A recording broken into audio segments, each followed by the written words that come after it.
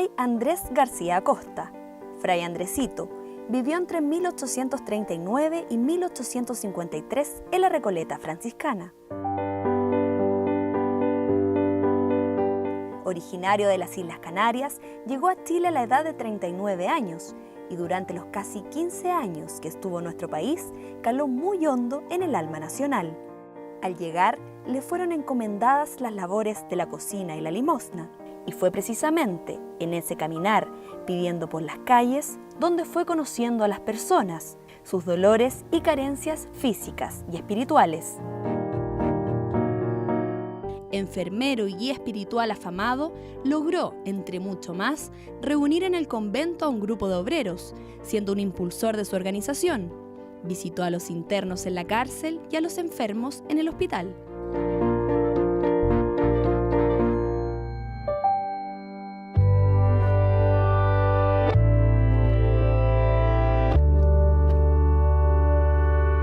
Su secreto para hacer tanto, en silencio y soledad, desde la madrugada se alimentaba de la oración y del misterio de la cruz. Fiel hijo de San Francisco de Asís, no hizo distinciones en su entrega entre las personas de los sectores más pudientes y los más pobres. Murió el 14 de enero de 1853, con fama de santidad, y recibió una despedida multitudinaria, con campanas que replicaron en el corazón de todo Santiago.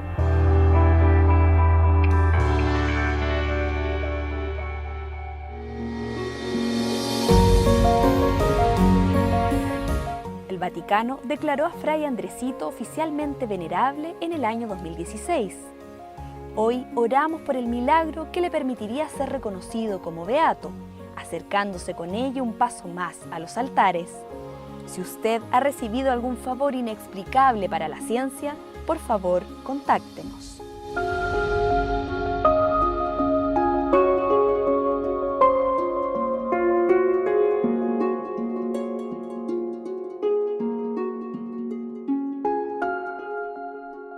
Muy buen día, señoras y señores. Lo que ustedes acaban de ver es una nota que se hizo a Fray Andresito. Algo ahí se contó de la historia. Hoy vamos a conversar con Fray Juan Robeño, religioso franciscano, promotor de la beatificación de Fray Andresito y vicepostulador de la causa. ¿Cómo está usted, Fray, hermano? ¿Cómo está usted? Gusto de saludarlo, qué bueno que nos recibió. Un gusto inmenso, desde que Mónica me dijo, estaba a la disposición, y cuando ya nos conectamos en este ambiente tan especial de esta pandemia, bueno, ¿cómo no vamos a estar disponibles para algo tan hermoso que ustedes hacen de la difusión, de la evangelización, y con tanta alegría que me lo expresó? Y entonces dije, bueno, vamos a cooperarle a nuestra hermana y a darle las gracias anticipadas por esta contribución para difundir esta hermosa vida de este siervo de Dios hoy día venerable. Sí, pues, y de eso justamente quiero hablar con usted, porque algo en la nota vimos, ahí es una historia muy, muy sucinta, ¿no? En una nota de 2 minutos es imposible hacer algo más. Así que quiero preguntarle algunas cositas de algunos hechos de Fray Andresito en vida. Y obviamente usted las conoce, nos cuenta en breve algunas cosas que hizo, como por ejemplo uno de sus logros que yo leí por ahí, puede haber contribuido a la terminación de la construcción incluso de la iglesia, ¿no? Cuéntenos un poquito de eso. Sí, ahí es muy interesante porque Fray Andresito siempre estuvo a disposición de sus superiores a hacer siempre lo que le pidieran en bien de los demás. Y él, si bien se vio siempre construyendo la iglesia doméstica, transmitiendo su espiritualidad y la perspectiva de Jesucristo pobre y humilde entre los que los necesitaban, él vio que aquí tenía que contribuir, y se podría decir que un 80-90% de lo recolectado para construir esa magnífica iglesia que tenemos hasta el día de hoy fue a causa del trabajo, de el ir casa por casa, de visitar pobres y ricos, para tener allí al Señor presente y a la mamita, como le decía él, a la Virgen, ¿no? Y para que fuera un centro de culto, para que fuera un centro especialmente donde la gente pudiera sentir el amor paterno de Dios. Otra cosa que a mí me llamó mucho la atención de su historia es que tiene hay algunos hechos especiales, como por ejemplo cuando predijo algunas cosas. Cuéntenos algunas cosas porque son casi como anecdóticas, ¿no? Entre otras, bueno, tengo entendido que de alguna manera predijo su muerte. Sí, Fray Andresito era muy humano y muy divino en ese aspecto de poder percibir las cosas de Dios y utilizarlas para el bien de la evangelización. Desde pequeño, desde su isla de Fuerteventura, en las Islas Canarias, él en su catequesis diaria, en su vivencia con los frailes franciscanos que él conoció allí también, y que incluso pensemos que su padrino y quien se supone que le enseñó a leer y escribir era un sacerdote franciscano que después pasó a presbítero con la desamortización en España. Él fue incluyendo estas cosas de Dios que se le fueron manifestando, tanto para emigrar como para su servicio en Uruguay y luego aquí en Chile, ¿no?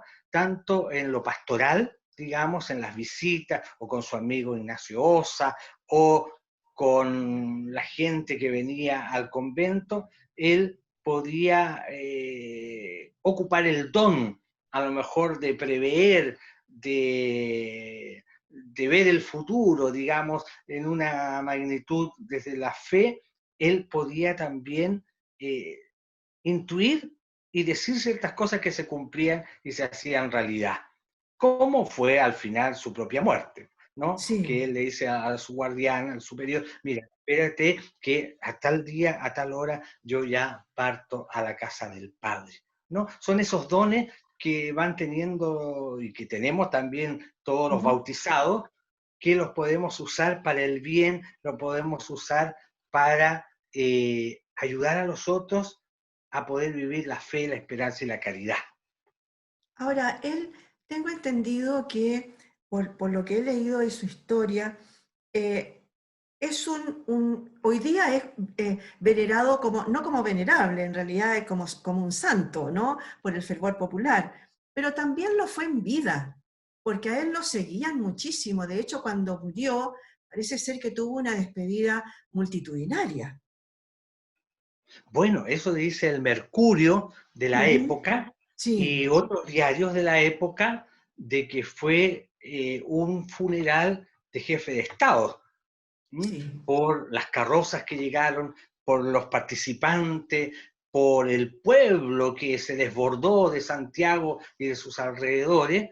Eso nos lo relata Daniel Palma con Christian Weiss en un trabajo hace unos años, sobre todo sobre cómo aparece la figura de Fray Andresito en el periodismo de la época, que está publicado en la serie Fray Andresito que nosotros tenemos, ¿eh? Con todo lo que se ha editado del siervo de Dios, hoy día venerable, y donde el pueblo de Dios justamente ha tenido esa percepción, todo el pueblo de Dios, de acoger a un hombre de Dios, a un hombre no muy agraciado externamente, Ujú. ¿m?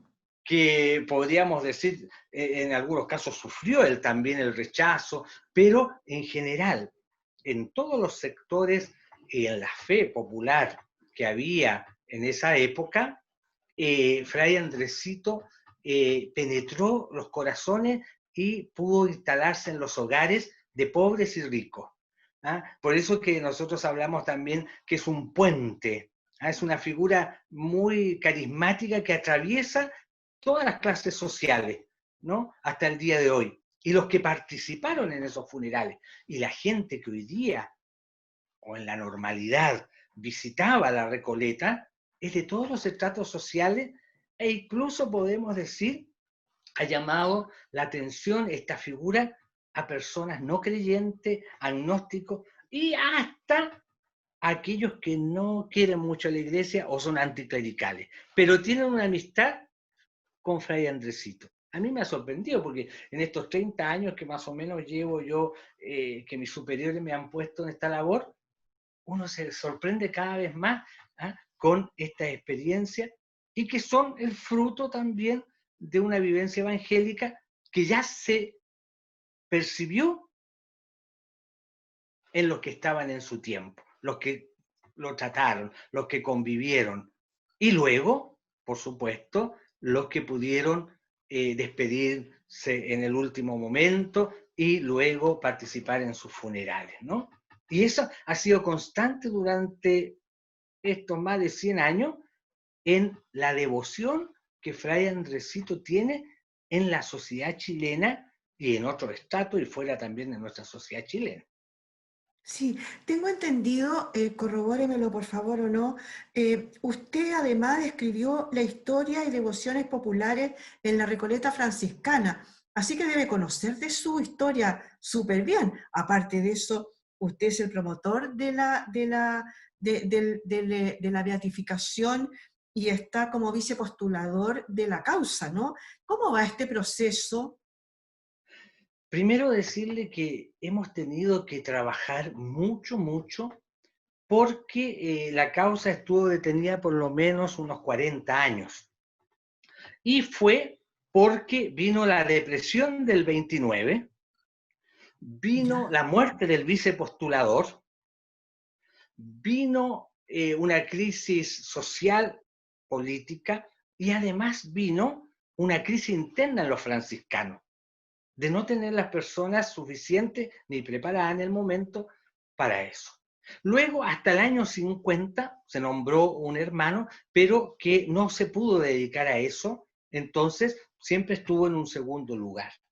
Luego pasó que vino el Papa Juan Pablo en los preparativos y la Ujú. gente, el pueblo, mandó carta a la nunciatura pidiendo la beatificación de Fray Andresito, sin saberlo los franciscanos. Fueron Ya. miles de firmas y el nuncio llama al provincial de la época y le dice, mire, la gente me ha hecho llegar esto, ¿cómo va la causa? Y entonces el padre le explica lo que yo he explicado y le Ujú. dice, bueno, preocúpese ahora. Y en ese momento, entonces, comenzamos a trabajar en la causa y inmediatamente lo que nos pidieron en Roma es una investigación profunda. Así que visitamos Islas Canarias, Fuerteventura, Uruguay, Buenos Aires, todos los archivos en Chile y pudimos hacer una maciza biografía crítica de Fray Andresito, que es lo Ya. que pedía el postulador general y la congregación de la causa de los santos.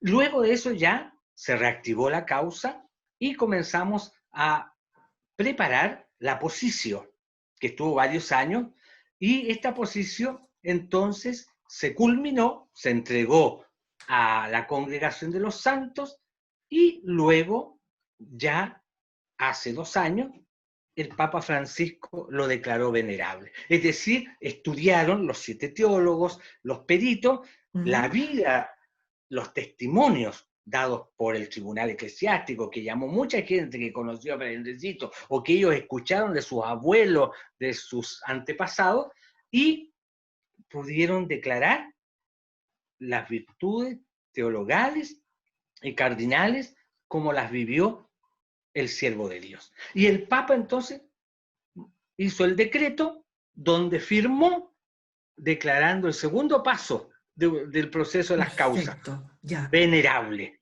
Y estamos en eso.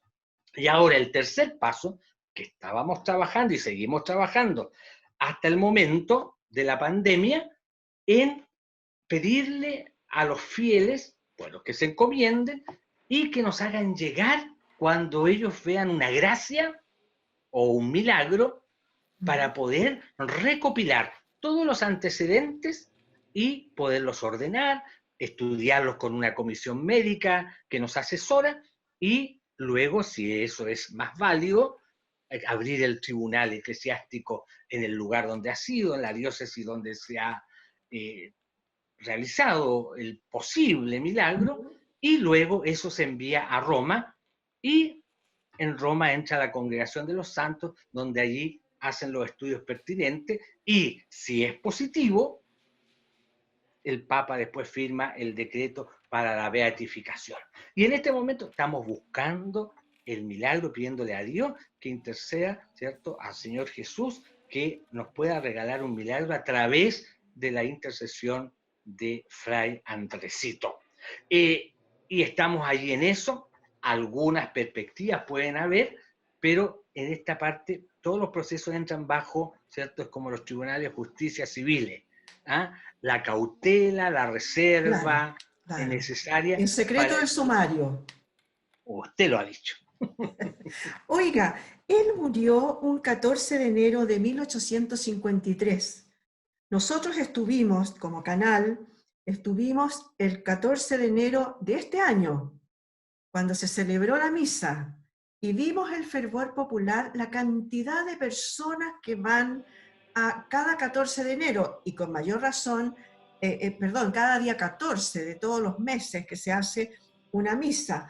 Pero además, el día 14 de enero, los 14 de enero, va mucha gente, estaba repleto de personas que iban o a ofrecer mandas, o a pagar mandas, o a rogar, etc. ¿Qué me cuenta usted de este fervor popular que se ve todos los 14 de enero ahí en la iglesia, en la Recoleta? Bueno, ahí uno puede ver una perspectiva que es algo de Dios. Y que lo que Fray Andresito transmite, porque la gente lo ha dicho, es una vivencia con Jesús como centro de su vida.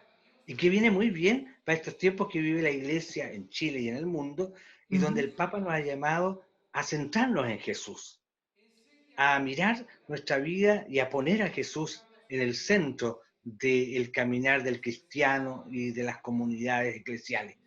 Y Fray Enricito es eso. ¿Mm? Es vive el Evangelio, vive profundamente la experiencia de la donación de Jesús hacia él y cómo él no se puede quedar sin hacer nada, sino que entregar a su Jesús y la vivencia que Jesús le trae a los demás. La caridad, el amor fraterno, la oración, la fuerza de la Eucaristía, la importancia del sacramento de la penitencia, la unidad, la paz, el buscar el sentido común de organizarse para el progreso de los demás, la perspectiva de no mirar a quién uno ayuda. Es decir, eso es lo que refleja después que permanentemente y durante este largo tiempo, los 14 esté allí con 12 Eucaristías, que esté repleto y todo el día visitándose el templo, y que en la semana siempre hay gente en su tumba. ¿Ah? Siempre hay gente en su tumba. Pero lo importante es que la gente nos transmite, hoy yo gracias a Fray Andresito me acerqué a recibir el amor de Jesús en la penitencia, en el sacramento de la penitencia. Yo gracias a Fray Andresito me recuperé porque he podido después ayudar a los más pobres a través de la caridad en el comedor. O también las personas que trabajan en ese comedor allí, donde son todas personas pudientes, son personas que tienen una buena situación económica y que dedican el tiempo no solo de dar el cheque, sino que el tiempo para ir 1 hora, 2 horas a servir a los más miserables de los miserables que hay ahí, y ver en ellos a Jesucristo, prostitutas viejas, enfermos de sida, alcohólicos irreversibles, a todo lo que uno puede, malandrines, ¿cierto? Que, bueno, viven ahí con, ¿cierto?, con lo ajeno, pero ahí ellos se sienten acogidos y se produce una unidad entre dos elementos, estamentos o más de la sociedad, por Jesucristo, por esta relación que hacen de que Fray Andresito es el que les muestra a Jesucristo, pero también hace que Jesucristo y la palabra de Jesucristo se haga palpable en actitudes coherentes con el Evangelio. Y que además uno queda admirado con los testimonios de la gente y de vida de muchos que llegan allí y que se encuentran con Jesucristo. Y se encuentran con la persona, ¿cierto?, del Señor, que viene a llamar a otros a conocerlo, y Fray Andresito es el medio simple para que se produzca ese encuentro. Usted mencionó y hemos ido mostrando imágenes del comedor, de este comedor que funciona ahí a un costadito, ¿no? En el rincón que se produce ahí en la Recoleta. Pero también nosotros cuando fuimos ese día 14, recogimos algunos testimonios de personas, ellos quisieron manifestarse, de hecho pudimos grabar el libro donde ellos ponen algunas frases ahí pidiendo. Vimos las paredes de la iglesia como está llena de placas, ¿no? Pero en una parte donde ya no hay más placas, la gente siguió escribiendo en las paredes con plumón, con lápiz, con lo que pudo, ¿no? Y está lleno, lleno, lleno de favores concedidos. Pero hay una cosa que nos saltamos en la historia y que quiero que me cuente. Cuando él fue enterrado en el cementerio. ¿Por qué se cambió a la Recoleta? Bueno, primero que nada, donde está La Vega estaba parte del huerto y el cementerio, y hacia Dávila. Eso era muy grande, ¿no? Ya. Eso llegaba hasta la clínica Dávila, donde en esa parte estaba el comedor, ¿no? Y llegaba a toda una parte de La Vega. Ya. Entonces se vende, se pone en los planes de vender parte de los terrenos, y entonces había que exhumar los cadáveres, y entonces allí en el templo, como en San Francisco de la Alameda, en el templo de la Recoleta, hay un cementerio, hay una bóveda. Y entonces dijeron, vamos a trasladar. Pero ya como tenía tanta fama, y como también se acostumbraba en la colonia y después a enterrar a los muertos en los templos, dijeron, aquí tenemos muchos que están enterrados, dejémoslo aquí en el templo mismo, a la vista, para nosotros poder también visitarlo, porque mucha gente pedía permiso para ir a la tumba de Fray Andrés. A la tumba, perfecto. No le bastó con que le dijeran, bueno, sino que la gente insistió, se unió con esta venta. Entonces se trasladó los cuerpos, el padre Infante, que fue el guardián en el tiempo Fray Andresito, el padre Chenagucía, que fue su director espiritual, que se vino de Uruguay a Santiago. Entonces, cuerpos fueron a la bóveda, y a él lo dejaron, como ya habían otros cuerpos enterrados con sus lápidas, entonces se le dejó allí con su lápida, que está ahora en el museo, la lápida esa original realizada. Y luego, el año 29, se le trasladó y se hizo esta otra tumba un poquito más sobresaliente, ¿no? Sí. Donde está actualmente. Y lo que es interesante es lo de los escritos, porque la gente siguió escribiendo, porque nosotros hemos tratado de ser muy estrictos con lo que la Congregación de los Santos nos pide en cuanto al culto público. Claro. Entonces, hemos tratado de que flores no haya mucho, pero bueno, velas no se enciendan, no se pongan placas, pero la gente sobrepasa todo eso. Entonces yo hice las consultas a Roma y me dijeron, bueno, como ustedes en Latinoamérica tienen una devoción de la vela, de la luz, tienen de las flores, ¿no? Lo importante es que no se haga como instituido, sino que ya otra cosa es la espontaneidad de la gente. Porque ahí uno ve que están puestas en el mármol nomás, porque siempre nos han traído de regalo incluso para poner las velas. Muy bonito, y nos lo hemos puesto para que no se confunda como que nosotros propiciamos una devoción pública que no le ha dado la Iglesia hasta que no es beato o es santo. Y lo mismo con las plaquitas. Entonces, la gente ha usado su creatividad y su espontaneidad. Y nosotros no hemos podido hacer nada, sino que le sacamos fotos de repente, porque también esos son antecedentes que el Vaticano considera de la devoción popular, de la constancia y la permanencia de esta devoción en el tiempo y del cariño de esta figura evangélica que está metida en el corazón de los cristianos y en el corazón del pueblo de Dios. Hermano, hay una cosa que también nos la saltamos, volvamos un poquito para atrás. Cuando él muere, le hacen una sangría. ¿Qué pasó con eso? Cuénteme, yo sé que en algún momento, incluso hasta hace unos años, porque hay videos incluso en que se muestra aún. Yo sé que hoy día ya no, pero algo pasa ahí con la sangre de Fray Andresito, con esa sangría que se le hizo como un método que se usaba para mejorar a las personas, ¿no? Cuéntenos un poquito. Eso es muy interesante No sé. porque es parte de la historia, ¿no? Y está bien, digamos, trabajado hasta estos últimos años. La sangría, tal como dice usted, se la realizaron los médicos, que era lo propio, y entonces, en el momento que se la hacen, la vasija quedó allí, y llega el guardián, entonces guarda en una botella la sangre, la tapa y la deja ahí. Como este hombre tenía la fama ya, entonces cuidaron las cositas de él, que no se dispersaran, qué sé yo.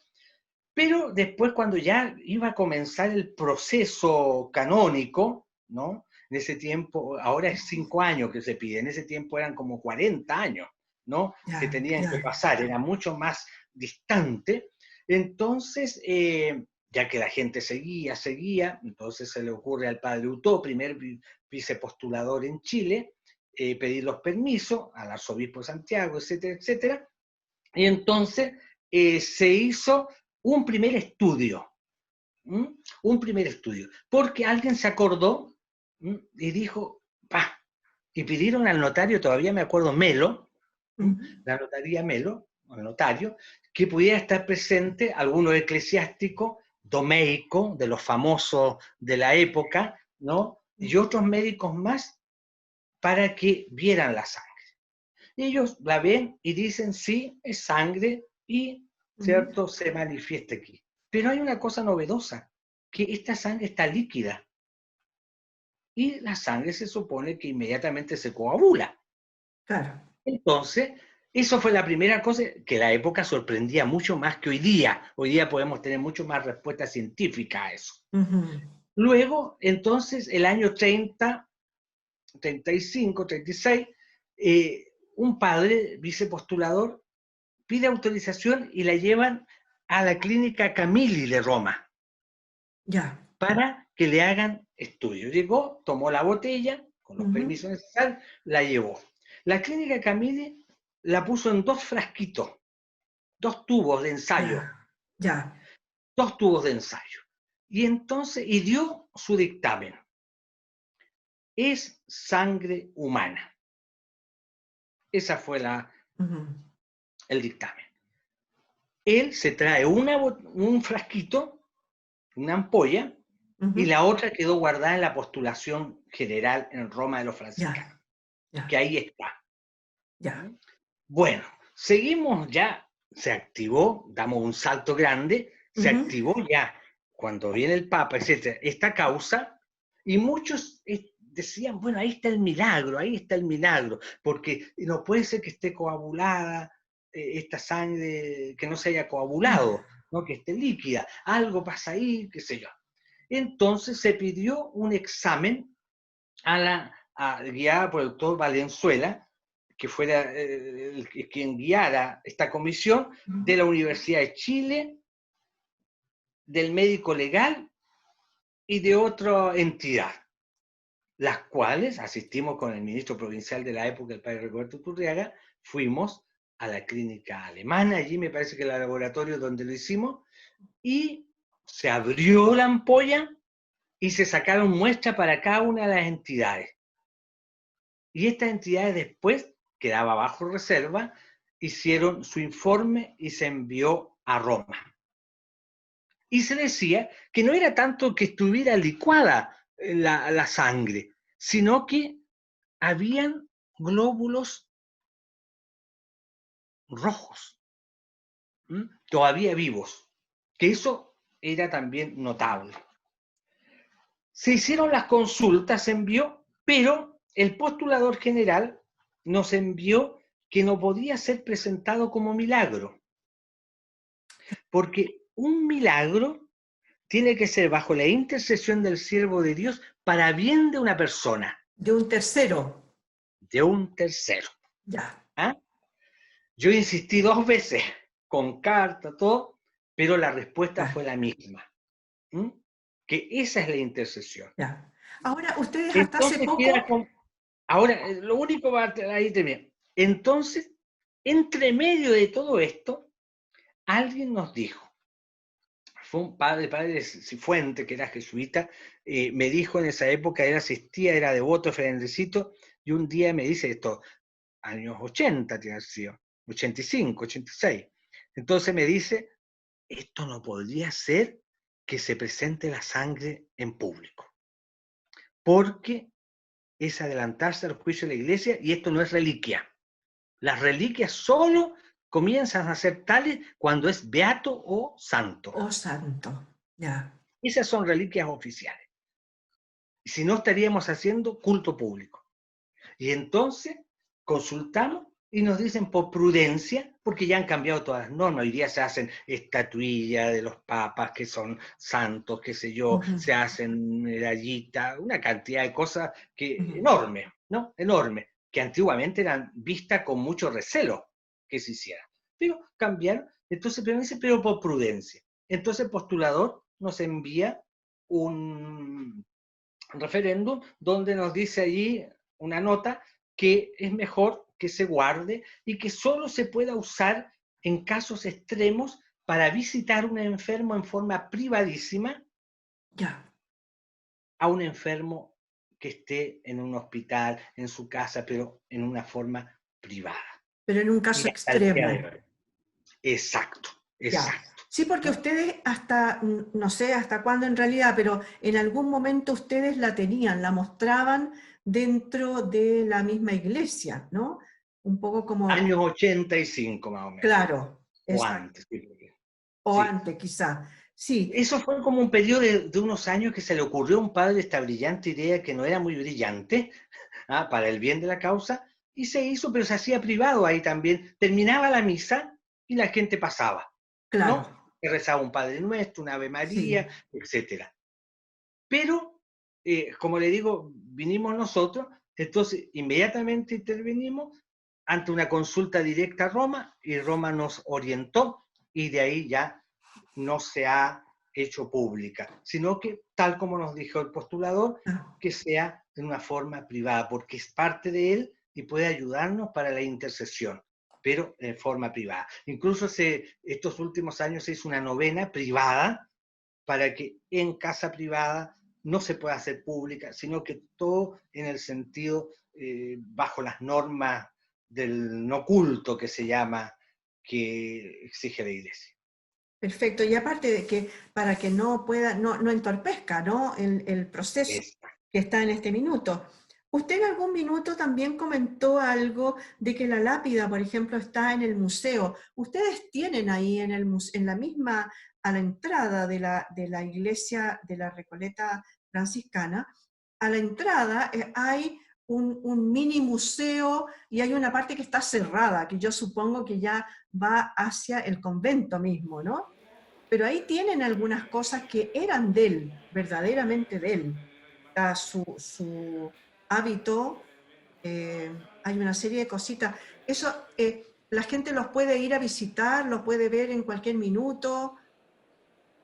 Bueno, eso justamente en este ordenar todo el sistema de la causa, era todo muy precario. Había una mesita, una señora que se ponía al lado de la tumba, la Adelina, santa mujer, y por su cariño lo hacía honores, como para que la gente se llevara estampitas, recuerdos, y estaba con una mesita allí.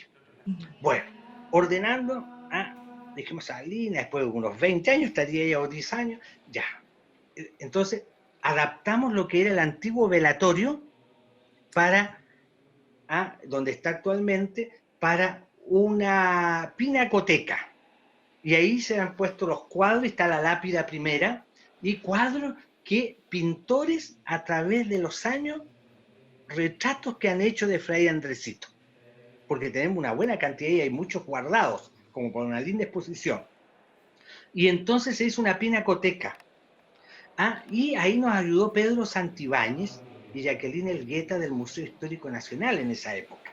Ya. Gratuitamente el Museo Histórico, con Hernán Rodríguez, que era el director, nos dijo, sí, nosotros ayudamos, ni un problema, aquí están los profesionales, voy a preguntar quién quisiera, ellos inmediatamente. Y al mismo momento restauraron el hábito.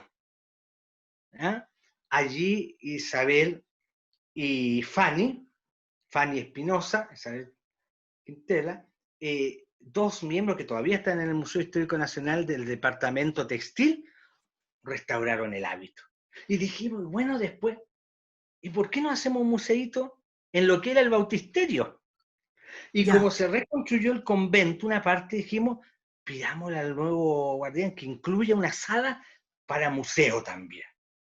Y ahí entonces, con la alcancía que hay allí, para la causa de Fray Andresito, se puede decir que ha sido hecho ese museíto y la pinacoteca con el aporte de todos los devotos de Fray Andresito, y que no sé cómo pudimos lograr la suma, que no era poca, para hacer el museíto, que tiene 3 salas en el fondo, la pinacoteca con su bazar, ya como fuera la iglesia en una forma privada, para distribuir más que para que hayan cositas de Fray Andresito allí.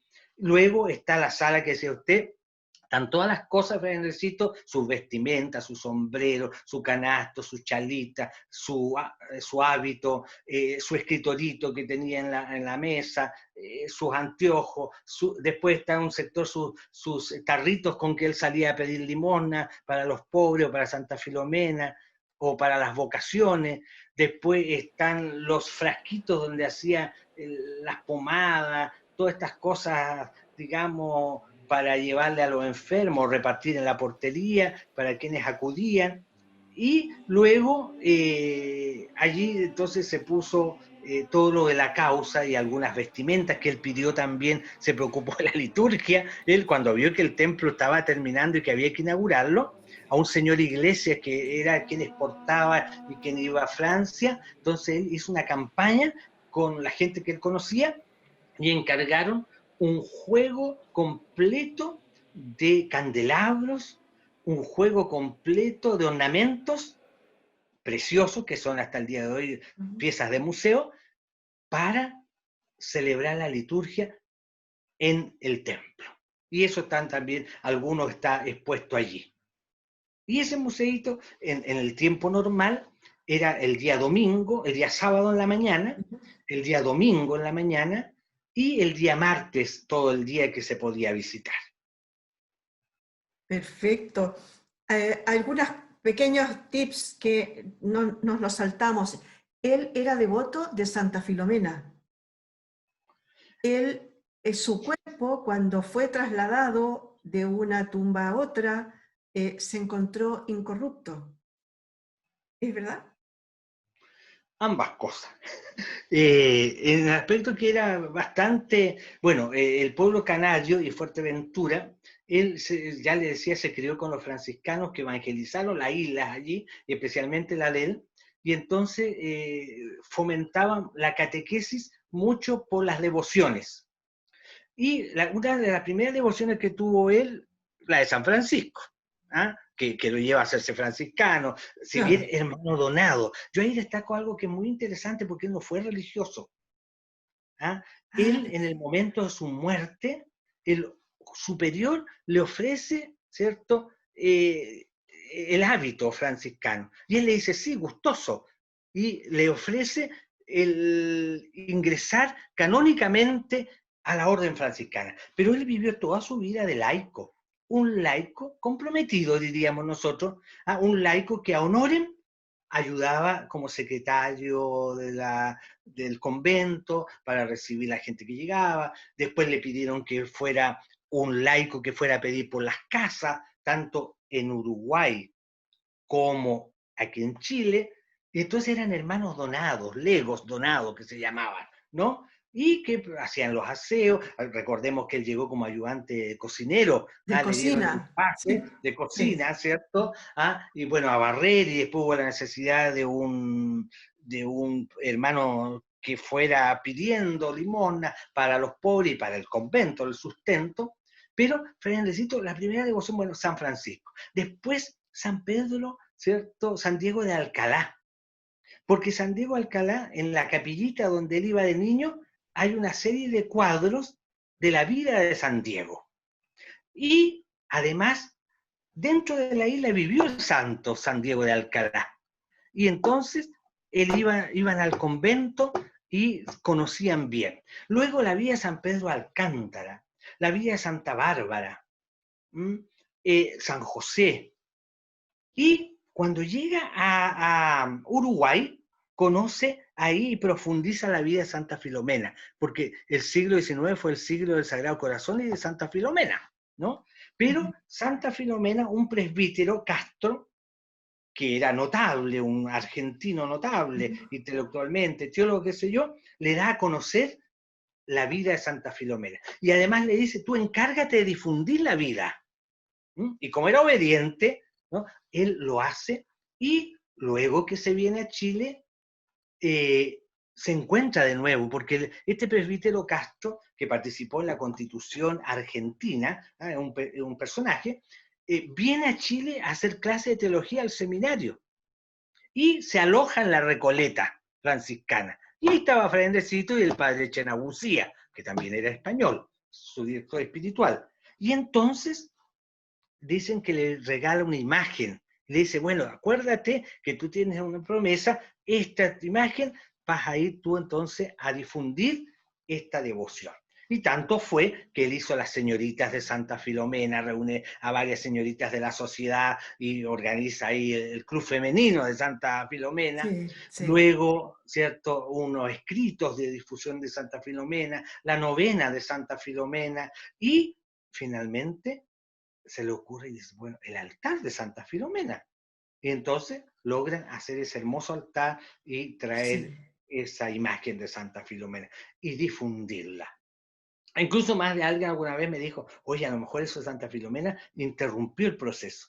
Lo averigüé siendo el cardenal Medina, prefecto de la Congregación de los Santos. Allá fui yo, ¿no? A pedirle al cardenal, le dije yo, Monseñor, ¿qué es lo que hay? ¿Se puede prohibir esta difusión? ¿Qué hay de Santa Filomena? Y él me dio la respuesta correcta de que el concilio no había revalorizado la vida de Santa Filomena por no estar históricamente comprobada, investigada, y que todos esos santos que no se había corroborado su vida, pero son leyendas y hay devoción, continúan, pero la Iglesia no las promueve por no tener el sustrato histórico.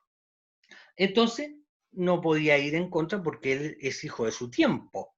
Y entonces, al revés, fue obediente y hizo mucho bien con esa vida, ¿no? De Santa Filomena. Y sobre su cuerpo, habría que decir que, claro, había que exhumarlo. Cuando lo van a exhumar, estaba intacto. Y estaba al lado de un canal de agua que pasaba por ahí, por la Recoleta, pero también se encontró después intacto el cuerpo del padre Infante.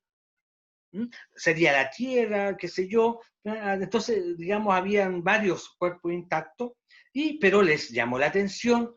El arzobispo inmediatamente llamó una comisión, fueron ahí los peritos y describieron, está toda la descripción de cómo lo encontraron, intacto, sin mal Sí. olor, etcétera, etcétera, etcétera. Y se sepultó allí bueno, en la primera tumba. Luego, cuando el 29 se sacó esa tumba y se le llevó a este sarcófago de mármol que está ahora, Sí. allí, ¿cierto? Ya estaba ya su esqueletito nomás, ¿no? Ah, Y está muy perfecto. bien descrita porque hubo Ya. una comisión que estaban sus huesitos y Ya, los escribieron y dice todo lo que, cómo está constituido su esqueleto, digamos. perfecto. Y después nunca más lo han vuelto a abrir. Ah, una última pequeña cosita que me quedó una duda cuando usted dijo que en realidad debería ser considerado casi como un laico comprometido. Eh, ¿Él nunca hizo una misa, nunca celebró misa? No fue ni diácono, ni sacerdote, ni profesó los votos de obediencia, pobreza y castidad como religioso, Perfecto. excepto en el momento de la muerte, que el superior vino y lo nombra y hace, ¿cierto?, allí sus votos y queda ingresado a la orden franciscana, a la primera orden. Más bien él fue de la tercera orden franciscana, ¿ah? Porque hay documentos que los donados, su mayoría, yo no encontré exactamente el documento, lo busqué en el arzobispado de Uruguay, lo busqué en el archivo de Uruguay, civil del Uruguay, me aparecieron una cantidad de documentos de Fray Andresito, mucho, que complementó su vida crítica, pero apareció, sí, que un gran número de laicos donados eran terciarios, pero no me apareció el acta donde él firmara y fuera terciario. Pero seguramente fue terciario franciscano, que era lo que los laicos de que participaban en un convento, realizaban. A lo que Que era podían optar. que hoy día se llama Orden Franciscana Seglar, que son los laicos admiradores de San Francisco, ¿no? Como lo fue Bernardo Higgins en Chile, Gabriela Mistral, ¿ah? Y tantas personalidades, Monseñor Fresno, Monseñor Vales, Ujú. Monseñor Orocimbo de la diócesis de ustedes, ¿ah? Sí. Era terciario franciscano, ¿ah? Que fue también algo que en el tiempo de ellos no estaba la devoción del santo cura de Ars, ¿no? No estaba la figura todavía, digamos, asimilada como el sacerdote que podía difundir, ¿cierto? E imprimir carácter a los otros sacerdotes, entonces a ellos se les hacía escoger las espiritualidades. Entonces uno escogía ser terciario agustino, el otro terciario Ya. dominico, el otro de jesuita, etc. Entonces, y ellos escogieron, bueno, y se fueron y se inscribían ahí en la tercera orden franciscana. Así que por eso que yo recalco mucho del laicado, de esta figura laica, porque también es un complemento al abanico precioso de santos que tenemos en Chile. Nuestra niñita Laura Vicuña, Ujú. tenemos, ¿cierto?, Teresita de los Andes, la contemplativa, la religiosa, tenemos a Alberto Hurtado, el sacerdote, ¿cierto?, entregado, ¿no? Y así muchos más, pero el laico, aquí hay una figura, ¿cierto?, si bien como que se ha perdido, como que está semi, es una figura laical de entrega, de donación, de testimonio de Jesús para el mundo de hoy. Y sobre todo en dos cosas que me parecen a mí. En el espíritu reconciliador que tanto necesita el mundo de hoy, y Chile sobre todo, ¿ah? Ujú. Del buscar los consensos, ¿ah? De buscar el diálogo, de buscar los puntos de comunión, que Fray Andresito lo hace allí, ¿ah? Entre una señora, ¿cierto?, esposa del presidente de la República, Bulnes, la señora Prieto, Ujú.